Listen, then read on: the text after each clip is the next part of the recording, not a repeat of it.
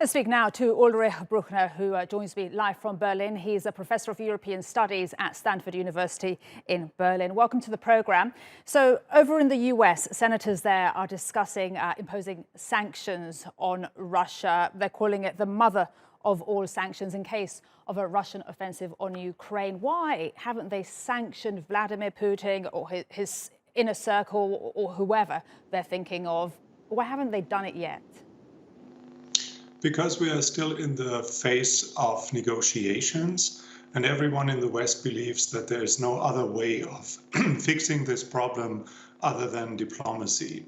So what the West is doing is to let Russia speculate about the dimensions of the sanctions and what exactly will be activated in case Russia crosses a border or crosses a line.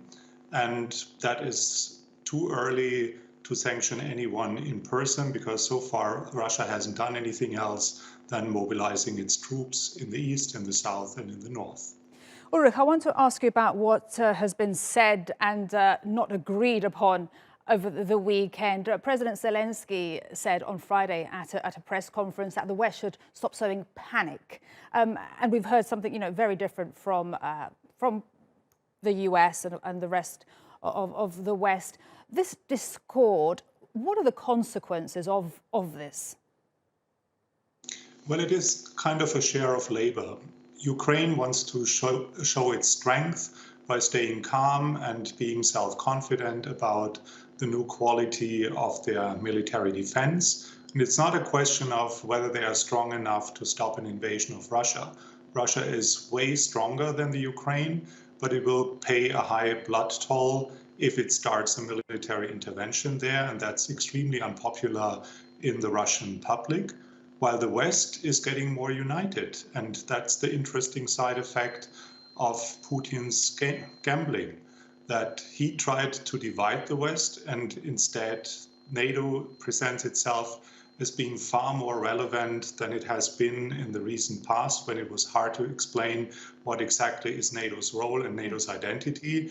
Now the NATO members become more united, but as General Secretary Stoltenberg said, NATO will not engage in a military confrontation on Ukraine soil. This is more about supporting a partner.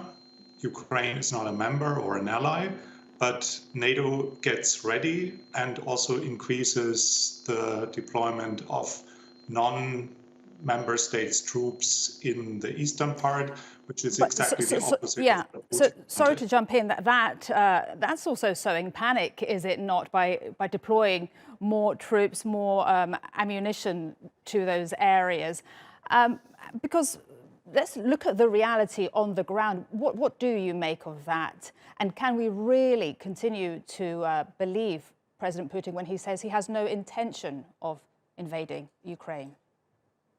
Well, the general strategy of the Kremlin is to trigger uncertainty, that no one knows and no one understands what his intentions are and how far he's willing to go. So there's a lot of speculation going on. Every political analyst tells you a different story, and you have fear-mongering and you have all kinds of speculation in what direction this is moving.